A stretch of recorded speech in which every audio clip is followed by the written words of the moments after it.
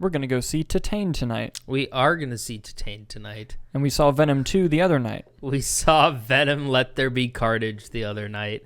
I enjoyed cinema. I enjoyed it. I liked it better than the first one. I'll say it. Fuck Martin Scorsese. That movie's fun as hell. You know, I get that the Goodfellas and Departed and Raging Bull, those are all cinematic masterpieces. I had a lot more fun watching Venom Let There Be Carnage. I didn't want to have to let Nick go on camera, but here we are.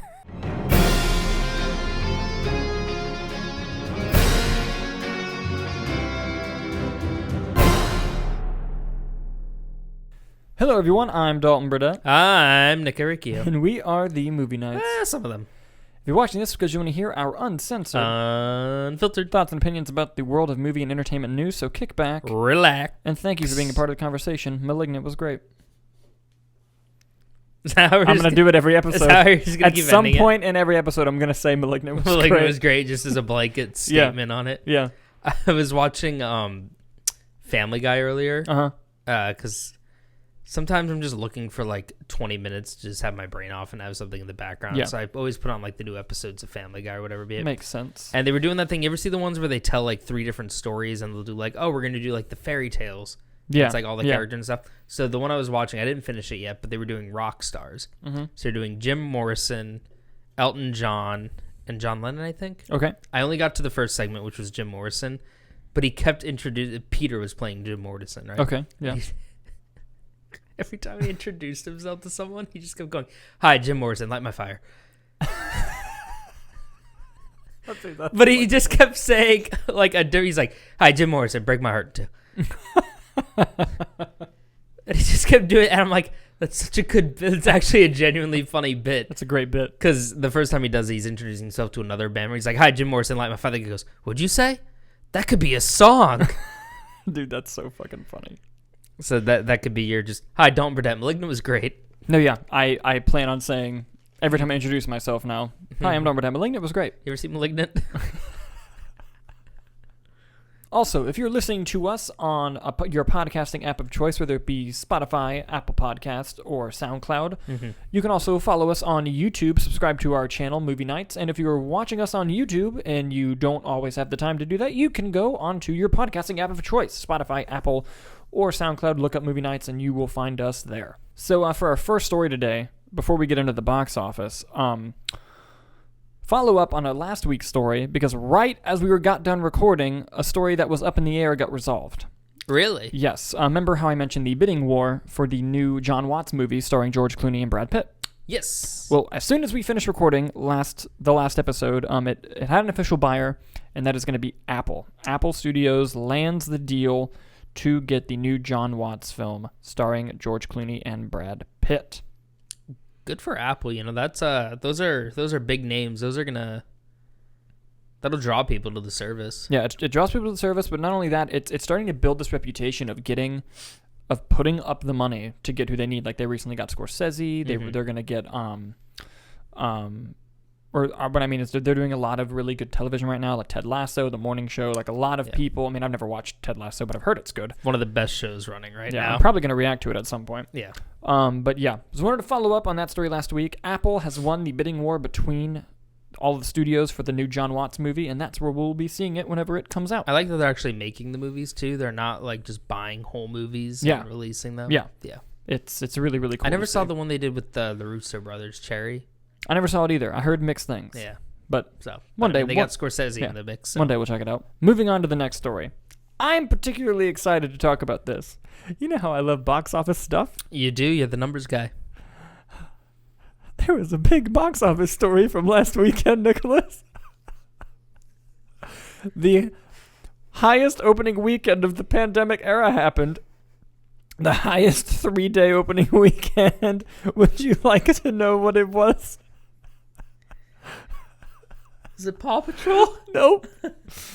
It was Venom Let There Be Carnage, made $90 million. $90,033,200.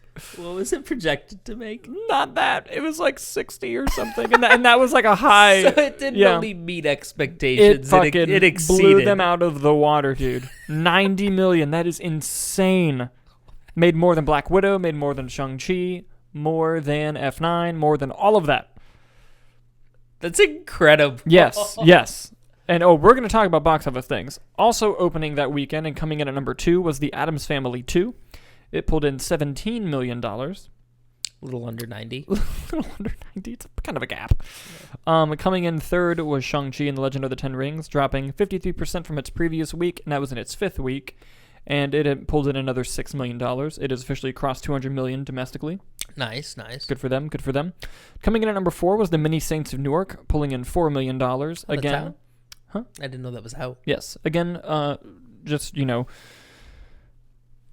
emphasizing that the horrible HBO Max decision, because people were already used to watching Sopranos on HBO Max, so they probably, or on HBO rather, and they probably just did it again. But still, $4 million is not bad. I thought it was going to be worse. And then coming in at number 5 was poor old Dear Evan Hansen, dropping 67% in its second weekend, pulling in $2.4 million. 7%. Yeah, not great. Let's talk about fucking Venom making $90 million. Let's talk about Venom making 90. So, first of all, wow. Mm-hmm. It not only goes to show that people genuinely love that first movie, it showed that people were excited. And what really fascinates me is they moved the release date so many times that I thought the box office was going to suffer from that alone. Yeah. Just like people being like, oh, it's out? Well, $90 million worth of people knew it was out and went to it. And, there are a couple contributing factors that could help and bump it up a little bit, like it being only 90 minutes. From personally working at a movie theater, I was in the room where they said, hey, let's add 7 more Venoms just because you can add 7 Venoms. And, so that was probably a contributing factor. Another being that it's PG-13. And apparently when they did like audience scores on Cinema Score and other things, the highest rating was age groups 12 to 18. Good. Just gave it like 88% or something. Kids love Venom. Yes. And so just, they knew their audience well. They did the marketing well. And honestly, I'm not going to get into spoilers right now, but there's a big spoiler in the movie. And I think that maybe they weren't all upset about that spoiler getting out because it probably drove people to go see the movie. And then just the word of mouth of it alone, even if people didn't know about it, then it's like, did you hear about the... You got to go see the post-credit scene. Yeah. So just, all kinds of... It's amazing that Venom made $90 million. Like, that is absolutely insane. I think if you want to go a little bit alternate history, I think maybe if Black Widow didn't do day and date, that it could have hit 90. But the fact that Venom did, even if Black Widow did, the fact that Venom even hit 90. Yeah. Unreal. And here's the thing. Now people are like, James Bond is next weekend. So the unfortunate thing for Venom is I do think it's going to have a drop more than 50% drop. And maybe moviegoers just knew about James Bond next weekend. They're like, well, shit, if we're going to see Venom, we got to see it now. Yeah.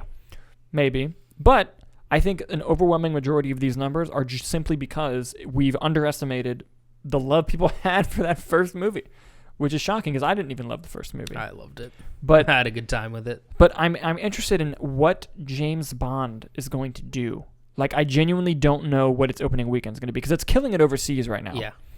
It's long, though. That's the thing. It's 2 hours and 40-something minutes. Venom's getting in almost 3 showings. Yeah. So in the time of one James Bond. Yeah. So we'll see how it goes. My prediction, and I was wrong about Shang-Chi opening to 100. It only opened to 70-something.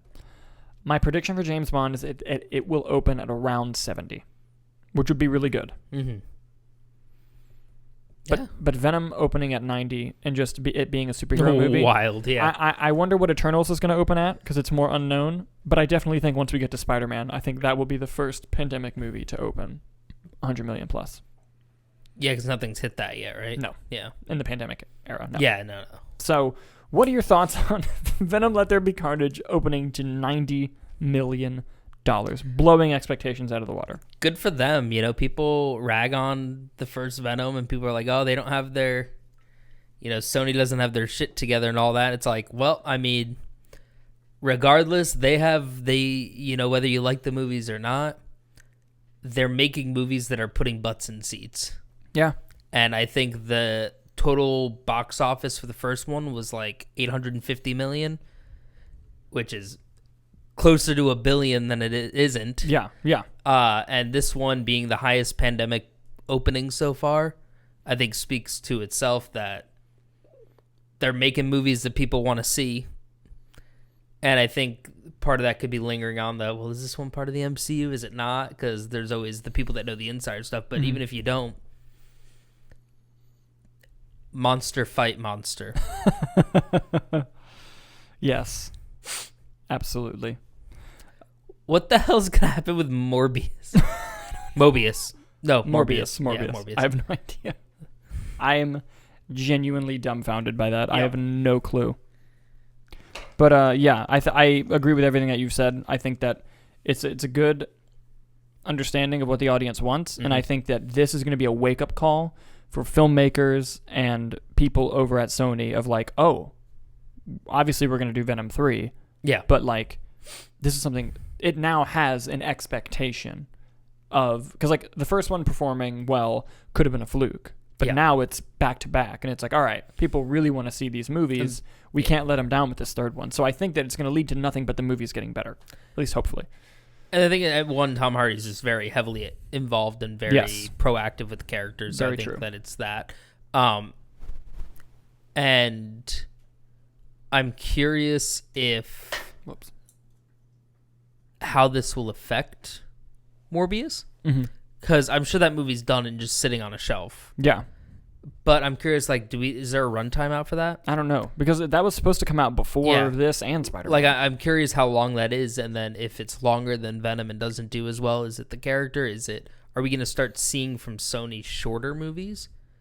Because people are like, oh, let's, that's only 90 minutes. Like, when you look at Eternals, when you look at No Time to Die, when you look at the inevitable Spider-Man runtime, these are all 2.5-hour movies.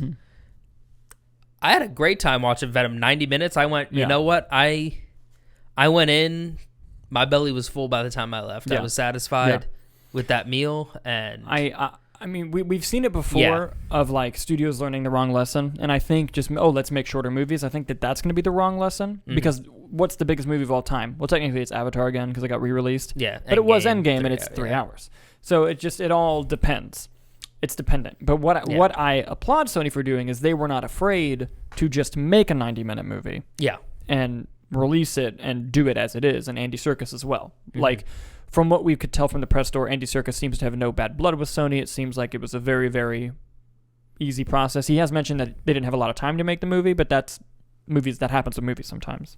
So unless in 8 months from now we get like a scoop of like, drama, but like it hasn't seemed that way. No, it seemed like he had a great time making it. I think that he was literally just... Because he came in late, I think. So I think he was literally just the director. Yeah, and just came in and began, basically. Like, I think that the story, probably everything was ready to go. They're like, hey, we just need someone behind the camera yelling orders. Which, gone on it, we don't know the deal. Could be a do this for me, one for you. Yeah. Maybe he just genuinely loved the character. Maybe he just wanted to work with Tom Hardy. Yeah. And I know he's been trying to step into the directing game. I know he's directed a few things, but his last big thing was Jungle Book, right? Or like that Mowgli movie. The or Mowgli, whatever. yeah. So this may have just been a stepping stone, another thing on the resume. Not that Andy Serkis needs anything. The dude's been killing it for decades. I think does not get the respect he deserves in Hollywood. Absolutely. But yeah, and he's going to be Alfred. He's going to be Alfred. Yeah. That's the list, Dude's got connections. Dude knows everyone. Yes, he does. What do you guys think about Venom making $90 million at the box office? Let us know, and do you think it's going to bode well for other movies coming out, especially in October? Moving on to our next story. You're familiar with the Friday the 13th franchise? Yes. And are you familiar with why there hasn't been one in a while? I am not. There's been an ongoing lawsuit between the writer of the original film, the writer of the original Friday the 13th, and the studio, who owns the distribution of Friday the 13th, about rights. Because what's going on with... We haven't reported on this next part, but what's been going on with Marvel and Disney and the comic book creators of like suing to get rights back. Yeah. That has happened with Friday the 13th over the course of many years, and it's been a huge lawsuit. Okay. Because they kind of kicked out the main writer after he wrote the movie and turned it into this giant franchise. Yeah, they just kept making them. And he's like, bruh. This is my character. Yeah, but basically, big news after years, because there hasn't been a movie since 2009 for Friday the 13th. So this has been because of that. Yeah. Jeez. He won. The original screenwriter has won the appeal for copyright termination for Friday the 13th. But what's important to point out, this doesn't include the character of Jason, or the hockey mask character of Jason, because, spoiler alert, in the first movie, not a thing. So, he doesn't have the international distribution rights. So anyone hoping like, oh, now that the lawsuit's over, it means we'll get more movies, probably going to have to wait even longer than if the studio would have won, because now he doesn't have international distribution rights. Maybe he doesn't own Jason. It's a whole thing that's going to cause a lot of things. But what's significant is the lawyer representing him is the one representing the comic book co-creators. Ooh. Disney is frightened about Disney's this a little scared lawsuit. right now. And I haven't gotten into the lawsuit thing with Disney and Marvel yet because I want to wait till that story's over before we get into it. Yeah. But it's a very fascinating story. And it now has like a bump with this victory for the Friday the 13th screenwriter. Victor Miller is his name. Okay. He's going to reclaim the domestic rights of the franchise. Thoughts? So does he have the rights to just the mom? No, just like the current title Friday the 13th in that movie. Yeah. Like, for example, the producer had the rights. Now he does. Okay. Mm-hmm. But he doesn't have... So if he wanted to make it's up in the air on if he has Jason. Like, so they're if he wanted still to, determining if he has So if he that. wanted to make a movie and he doesn't have Jason, this franchise is just dead in the water unless he sells it to a studio? Yeah. But it's kind of like the Quicksilver thing with Marvel and Fox back in the day. Mm-hmm. It's probably going to turn out to be something like that. Where you can have two. Yeah. Okay. Yeah. So... But the studio might have to call it Jason. Yeah. Whereas not Friday he has Friday the 13th. Yeah. It's just going to get convoluted, I feel like. Yes. Oh, yeah. But it's an interesting little bump in the, copyright termination lawsuits. And I think it could be interesting. I just wanted to bring that up as a story. I don't know if you have any other thoughts on that. Not at the moment, no. All right. Moving on. This one, I know you'll have something to talk about. Oh, boy. The Snyder Cut of Rocky IV is coming out. The Snyder Cut of Rocky IV is coming out. Sylvester Stallone's Rocky IV, Rocky vs. Drago Ultimate Director's Cut is coming to theaters. I love that it's called Rocky vs. Drago. Yes. And on November 11th and then digital the next day. I may or may not have gotten a bunch of tickets for the 11th. But anyway, basically, they released a trailer for this thing. Did you watch the trailer? No. Dude, they made this look like it's going to be the best fucking movie I've ever seen. First of all, Rocky IV is this dumb, fun, rah-rah America movie. I love Rocky IV. It's 90% montages. Yes. This director's cut looks... apparently, and I'm pulling this from Deadline. Yeah. Stallone has added 40 minutes to this movie. 40 more minutes of montage? Yes, maybe montage. Yeah. And he's deleted the robot that Paulie has sex with. At least I assume he had sex with. Sorry, I know you like the robot. Did he just cut out all those scenes? I Or don't did know. he just... I have no idea. So this is what he did during COVID. I guess so. Did he edit it himself? Or No, how did I'm he... sure he just has... I mean, he has rights to all the Rocky movies. Yeah. I'm sure he just went in and was like, I want to do a director's cut. And they were like, okay, Stallone. Why not hire one editor to sit with him? Yeah. It's not like it's a... Yeah, but it's going to have 40 minutes of never before seen footage in it. And I'm really excited too. That's good. I hope they release a 4K because then we'll finally get any Rocky movie on 4K because I need them. But yeah. I want to watch the trailer now. I'll show it to you after we're done. But what are your thoughts on the director's cut of I'm Rocky all IV? about it. I love Rocky IV. Good. As long as he doesn't cut out Burning Heart. By who sings that? Fire. Heart on Fire too. I don't know. I don't know who sings it, but it's Yeah, great. that song. As long as Burning Heart's in it. Yes, it'll be good. With Burning. We're gonna get copyrighted. Yes, we are. What do you guys think about Rocky IV Director's Cut coming out? Let us know in the comments. Okay, so this next one, I'm not going to dive into the whole story yet because it's one of those stories that I'm waiting for the whole thing to be done so we can recap it. Do you know what the IATSE is? No. It's Always Sunny in Philadelphia. No. It is the name of the company of all of the union of all the set people who work on movie sets. Okay. So you know that logo at the end of movies, not the Panvision one, but it has like, it's like a circle, but it's like kind of triangular. Yeah. That symbol is that union. Okay. And it's called the International Association of Theatrical Stage Employees. Mm-hmm. Well, they just, for the past few weeks, which we'll talk about when we do the whole story, have been initiating a strike.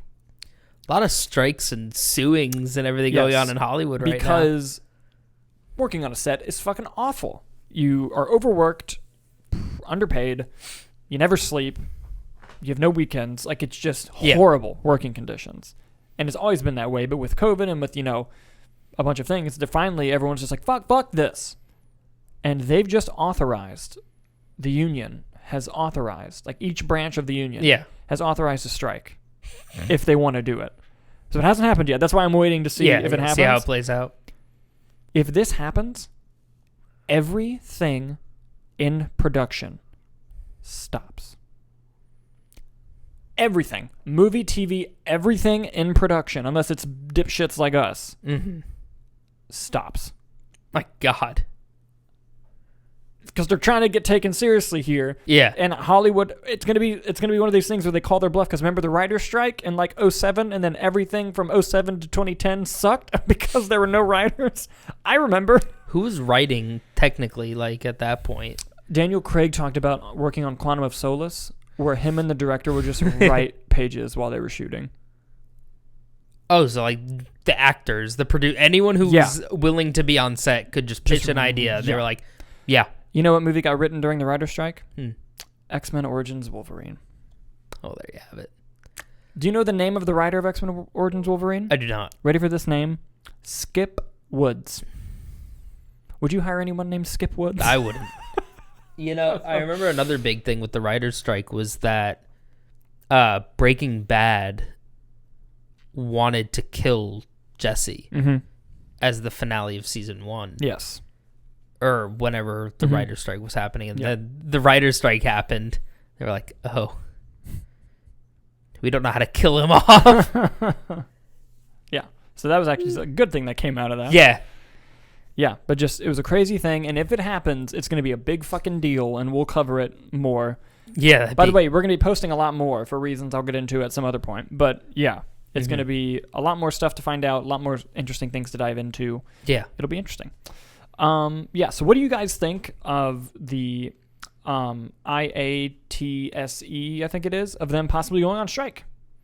It's going to have huge implications if it happens. Let us know what you think about it. Moving on to our next story. You love Ben Affleck.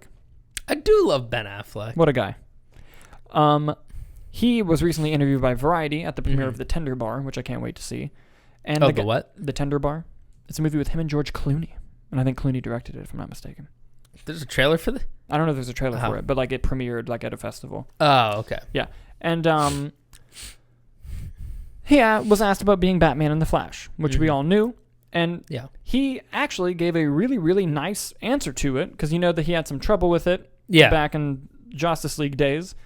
Well, this is what he said. It was really it was a really nice way to revisit that, as the prior experience had been difficult. It was really lovely, and it was really fun. I had a great time, and I'm probably under some gag order that I'm not even aware of and just violated, and now I'm going to get sued.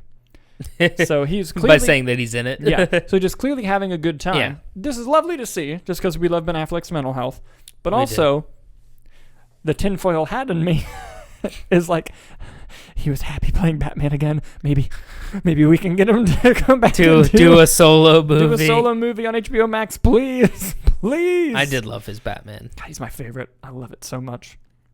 But what are your thoughts on Ben Affleck confirming, I mean, we knew it, but confirming that he's going to be in The Flash, but not only that, saying he really enjoyed the time, because he didn't say in the interview, it was a nice way to say goodbye, even though everyone is assuming that it's going to be his last time, but he said it was a nice way to revisit. I don't think they'll kill him, though. No, I don't think so. But it was a nice way to revisit. Yeah. What do you think?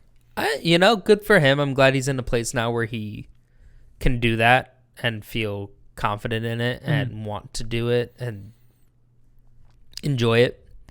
I think it's the same, like, feeling like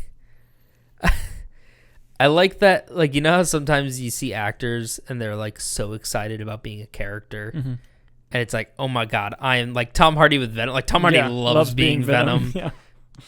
Tom Holland loves being Spider-Man. Tom Hiddleston loves being Loki. I love that we're going to have in the next like 2 years 3 Batmen who are just like, yeah, it's cool. Yeah. You know? Exactly, yeah. Like Michael Keaton's been interviewed it now because he was doing. I feel so bad when like someone's just trying to promote their movie. Like Andrew Garfield's just trying to promote his stuff, and everyone's like, "Spider-Man: No Way Home," though, and he's like, "Man, could we talk about Tick Tick Boom?" Yeah. And Michael Keaton was like, "Yeah, you know." They're like, "Oh, what was it like revisiting?" He goes, "Well, 1, I'm Batman. 2, like I was kind of nervous about it, and then like I put the whole costume on, which he's gonna be in the costume." And he was like, "Oh, yeah." And I was just like able to go right back into it. Yeah. But like he's not like, I'm Batman. Like and Ben Affleck's not like, I'm Batman. And we know Robert Pattinson's not gonna be like, guys, I'm Batman. Yeah. He just so it's like I just find that funny. Yeah. But yeah, you know, good on him. And I hope we do get more. I hope we get a money shot of him and Keaton together. Oh God. Either awesome. Suits or not suits, I'd be fine. I think that the Flash movie is going to have some surprises that we don't know about. I think there's going to be a lot of cameos that we're just not expecting. CG Christopher Reeve. Jim Carrey Riddler. I'd love to see Henry Cavill in that movie. That'd be good, yeah. That would be awesome. I mean, regardless, I feel like we have to get Cavill again because of Supergirl. Yeah. Even her movie, show, whatever they decide. Because it's the same design emblem. Yeah, I know. It's clearly based off of him. Yeah. Yeah. So we'll see. We will see. We will see. What do you guys think about Ben Affleck being happy? Because we love it here. We love it when he's happy. We love Ben Affleck here. Moving on to our final story. Now, I haven't covered this because I wanted to wait for it to end, and it's finally ended. Here we are. Disney and Scarlett Johansson have settled their lawsuit. Or their mom and dad are done fighting. They're done fighting. So let's go back to the beginning of this story. When Black Widow was originally being announced, even all the way back to Disney Investor Day, it was still being scheduled as a theatrical-only release. Then a few weeks before the film's release, maybe about a month or two, it was announced that it would also be going day and date premium access on Disney+. And when that happened, Scarlett Johansson's lawyers reached out to Disney, and there are several emails of them just being like, hey, we saw you doing this. Let's make a deal, because a lot of her pay deal was based on box office performance. Yeah. And they were like, hey, clearly this is going to hinder that. We were kind of told that it was going to be theatrical only. Let's work out a deal, right? Which Disney ignored. There's even a story in one of the major trades of them saying that a lawyer, one of her reps, actually went up to Bob Chapek and was like, hey, we emailed you. We need to talk about this. And then apparently Bob Chapek told the person something along the lines of, I'll have my people get with your people. Which would have never probably would never have happened under Bob Iger. Iger would have gotten in the room with Scarlett Johansson. Yeah. So just that's kind of shitty, the way they were treating talent. Yeah. But anyway, wasn't happening, and basically to the point where Scarlett Johansson was like, listen, I'm going to fucking sue you guys. Yeah. If we don't solve this. Like, I'm trying to do this. And she played her part. She did the whole press tour. She did everything. Everything on her side of the contract was fulfilled. Disney tried to argue that nowhere in her contract did it say that she would get in a guaranteed theatrical release.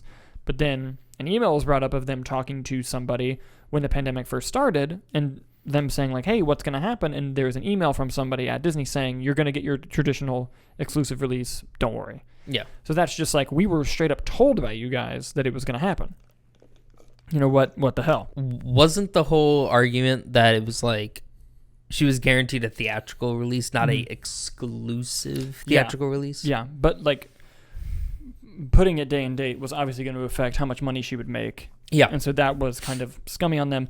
And then where shit really, really hit the fan was Disney's PR, which this probably also would have never happened under Bob Iger, released a statement. A lot of stuff wouldn't have happened under Bob Iger that's been happening. Yeah, released a statement saying, basically dragging Scarlett Johansson through the mud, saying like, oh, this is really dumb of her considering there's a pandemic and a bunch more problems. And then they outed her salary and said she's already been paid $20 million. What a horrifically shitty thing to do, PR-wise, one. Yeah. And two, it doesn't matter how much she was paid if she was contracted more than that, and you still haven't paid her. That's the whole point of this thing. So basically, after that, it got into really heated debates between Disney and Scarlett Johansson of them accusing back and forth. The Disney lawyers applied for arbitration, and then they were not granted arbitration. So then that means if it went to trial, everything was going to be public. And Disney did not want that. So they settled with her. And Deadline is saying that they ended up paying her $40 million more. She got a $60 million paycheck for Black Widow? Yeah. And it's a pretty payday. Yeah, and not only that, they not only worked out that difference, they also worked out the differences of her future projects, because in the joint statement, or not a joint statement, but they each released their own statements. Scarlett Johansson saying, "I'm happy to resolve our differences with Disney. I'm incredibly proud of the work we've done together over the years and have greatly enjoyed my creative relationship with the team. I look forward to continuing our collaboration in the years to come." Mm-hmm. With Disney putting an exact project on that, with their statement saying, "I'm very pleased that we've been able to come to a mutual agreement with Scarlett Johansson regarding Black Widow. We appreciate her contributions to the Marvel Cinematic Universe and look forward to working together on a number of upcoming projects, including Disney's Tower of Terror." So the Tower of Terror movie with Scarlett Johansson I didn't know that was a thing. Moving forward. I didn't know that was after a thing. these. Yeah. So you know they paid her good if she's going to work with them again. But what I think this really did is it really eye-widened Bob Iger and the new team up there, that, like, do not treat your talent like shit or you're going to end up having to do these paydays. Yeah. Because, like, this whole thing should have never happened. No. And I'm glad that they settled it, because I honestly believe that if they would have gone to court that she would have won, and probably would have won a lot more money than that.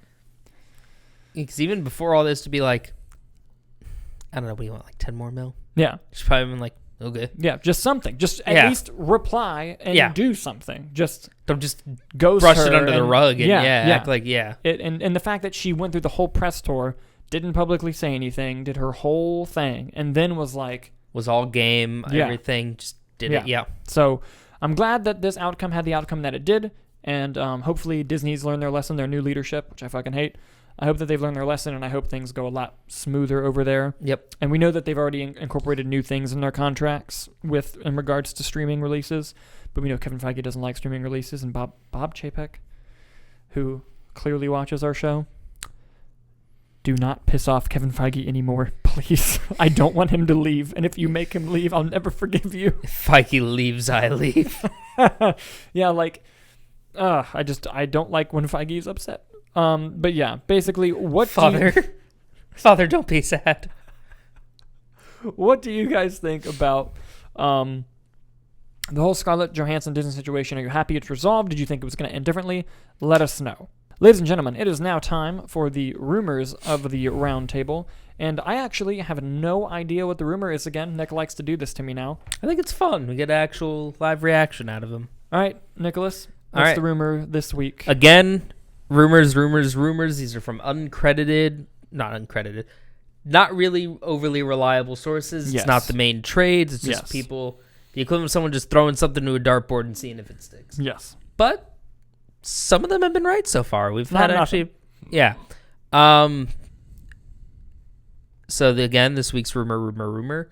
There's a new Doctor Strange movie. Yes. Coming out that no one knows anything about. Not really.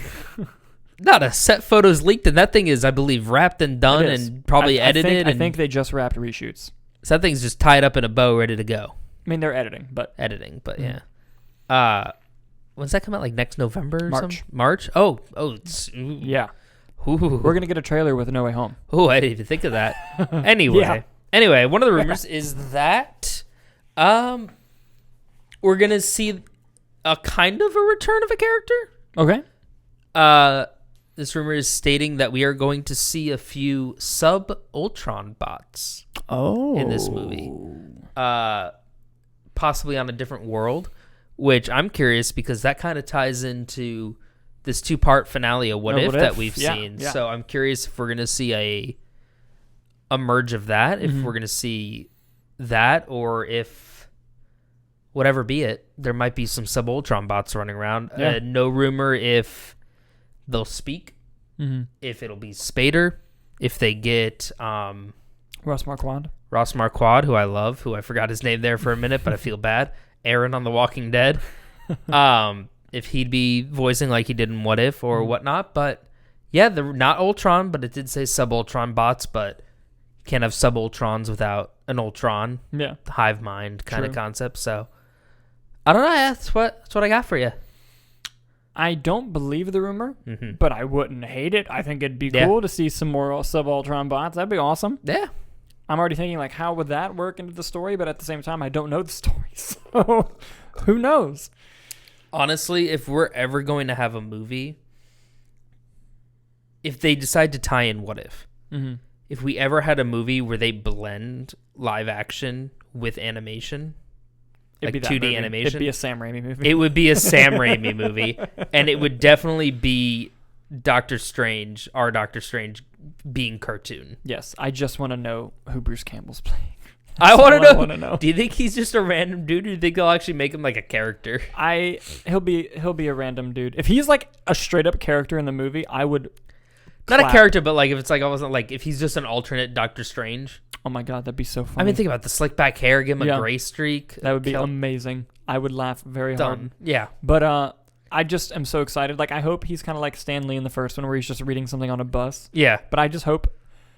He's definitely has to be in it. He's definitely going to interact with Doctor Strange. Like, he's going to say something with Benedict Cumberbatch. Well, because he always interacts with the hero in the other Spider-Man movies. ones. Yeah. So I feel like that has to happen. I just don't know what it is. I hope he's Mysterio. I hope he's Ash. The real Mysterio. That'd be funny if he's Mysterio because he's supposed to be in Raimi. But dude, if he plays Ash, like if they're hopping universes, like the fight in What If, and they land at that cabin, I will physically die, like in my seat. Like I won't know what to do. Because technically in the comics, Marvel Zombies and Ash, it happened. Did it? Yes. If that's the live-action zombies movie that they have planned is Ash versus the Marvel Zombies. Dude, that's $1 billion. I would pay so much money. I will empty my bank account and just give Marvel that money. Yeah. For one ticket. Yeah. I'll say this is yours. Yeah. And that April Fool's script that they released. But like it was such a good line. What if it was real? And that was the joke? Dude, that'd be so funny. But like, there's a line in this fake script that Bruce Campbell released where it was them running into each other, and he's playing Ash, and he says, and Doctor Strange is looking for the Darkhold, and he says, "I'm looking for an evil book," and Ash goes, "Does it have a face on it?" And he goes, "No," and he's like, "Then I can't help you," or something. But like, just so good. Just that kind of joke would be so funny. Oh, that'd be great. Oh, we'll see. Next Endgame, I want to see a portal open and Ash come through. Do you know groovy? Do you know that scene in Wolf of Wall Street where it's when Jonah Hill first meets Leonardo DiCaprio? He's like, "You show me a pay stub, and I'll quit for whatever, and I'll quit my job and work for you." That would be me to Kevin Feige if they made Ash versus the Marvel Zombies.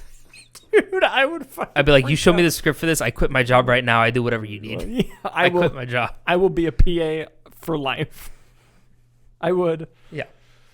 Oh, man, that'd be so cool. But yeah, interesting. We went off track there, but interesting rumor about the Sub-Ultron bots. Yeah, we'll see what happens. We'll see what happens. We'll see what happens. Yeah. Anyway, guys, I think that's going to do it for today's episode of the Movie Nights Roundtable. We'll see you again on Friday, because we're filming it Thursday. If you go in our description, you'll see where you can follow us on all the social medias. Thank you guys so much for watching, and we will see you next time. You can go first again.